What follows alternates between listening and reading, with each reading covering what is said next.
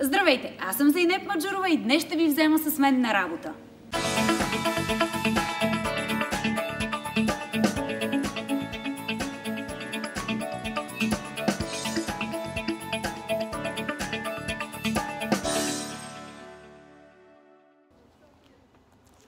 Вече съм пред студиото в Нови Хам, влизам и преди съм ви го показвала.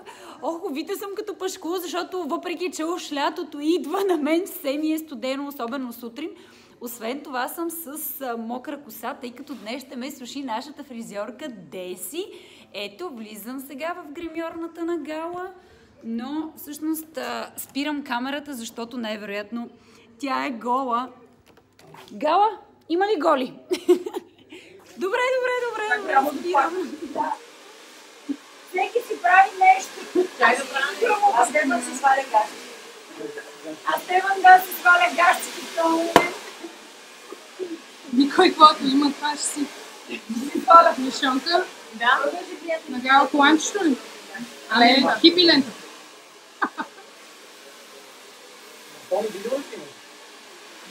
Не.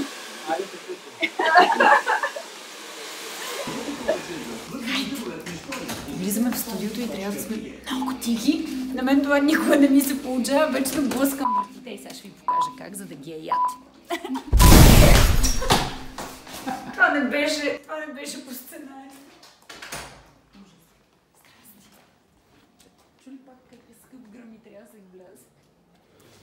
Отиваме да принтираме в малката стаичка на директора. Сценарий. Ти пък седиш като стол. Моля ти се, винаги когато присъстваш в YouTube канала ми, вдигаме рейтинга. Ето, Стефан. Сега присъствам ли? Присъстваш. Горещо и то. Айде. Тихо. Там е шефката. С слушалките е там. Тихо. Ние сме в реклама, бе, що си мълча? Това е най-работният човек тук в екипа. И най-красивия мъж женския екип.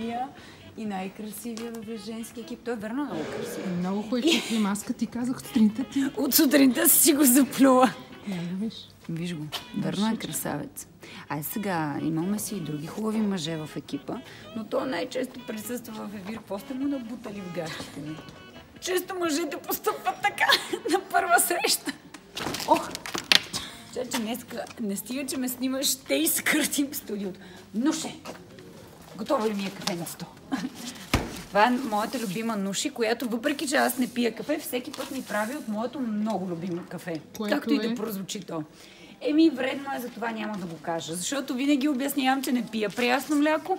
Кафе също много рядко пия, но от време на време, когато съм в ефир, на Нуши кафето най-ти харесва. На Нуши кафето най-ми харесва. Мерси, Нуши. Айде да ходим да... Не знам какво ще ходим, обаче чакайте ви представя. Сара! Представих ви най-красивия мъж в екипа, а това е най-красивата жена в екипа. Защо се направили така? Готова е за сватбата кралската. Тя иначе е готова за лятото. И на нея се почива вече. Мишечка, що са ги разделили с Джордан? Да ги съберем. Чакай да отидем към Джордан. Айде, Сара. Ето. Меган и Хари. Не мога. Любовта винаги трябва да възтържествува.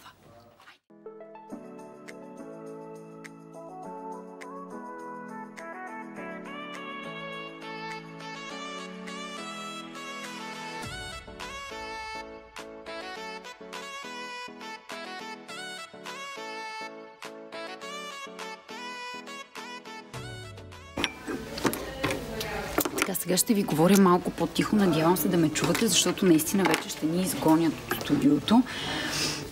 Това, което правя в момента, освен че си прочитам, поне бих казала за трети път сценария, за да съм подготвена. Разбира се, че преди това вкъщи съм го прочела вече, но тук правя нещо много важно, да си подчертая акцентите в него. Днес ще ни гостува Мис България доктор Руми Маринова, с която ще си говорим за брекетите.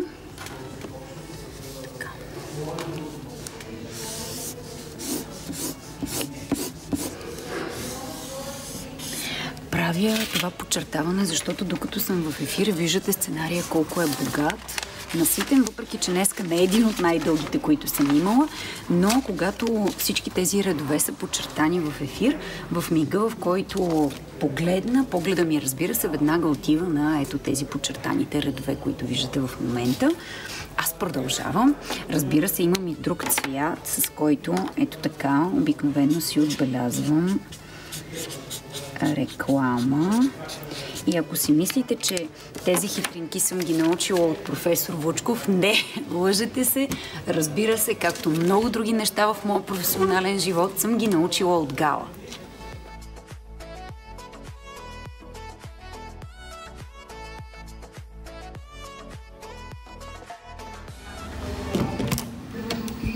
Зенепче, готова ли си? Още малко, 2-3 минути. Имам ли време? Айде, имаш, да, 2-3 минутки. Добре, окей. Ами аз съм почти готова, обаче естествено, както всеки път се чудя с кое бижу да бъде. Ох, чакай, май съм отслабнала. Тая пола ми беше на място. Чудя се, това разбира се е едно от любимите ми бижута. Много си го харесвам. Я кажи с кое да бъда. Виж, това мога да го сложа ето тук, така, ето тук, така. Да видим. Ето така, виж.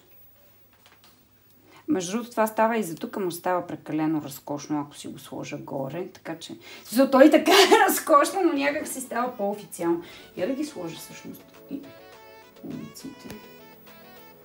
Между другото, тези невероятни бижута са на моята любима и много талантлива приятелка Искра.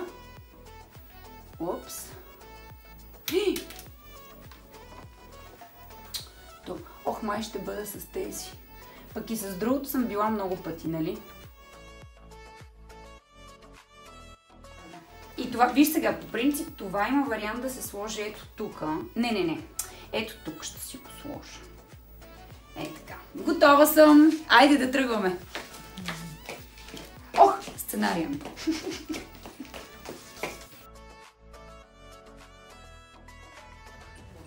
Малко странно ми седи днес тая полага. Айде. Стискайте палци. Хайде вече, аз се отправям към студиото, защото е време за моя ефир. А, кой идва тук? Пепи! Кой водиш? Добре да ги носиш, принца и принцесата. Принци и принцеса. Бъдещите, да. Айде, че бързам. Ти така си ги подхвана. На полата.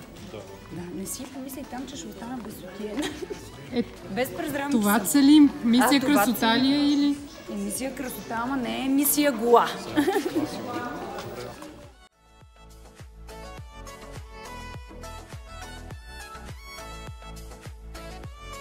Руми ни е докарала днес, виж.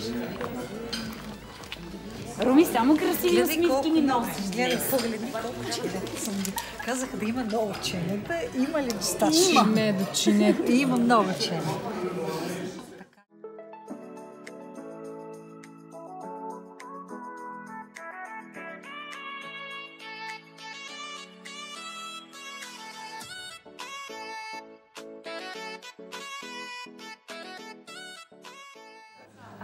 Захапката ми е тази дълбоката според. Да видим.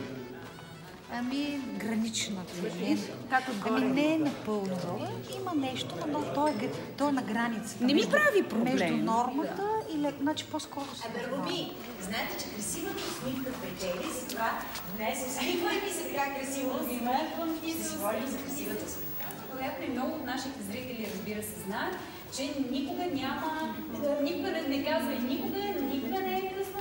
Но Стефан би бил добър модел, защото беше преди 3 години с брекети и имаше трябваше снимка да взема да видиш преди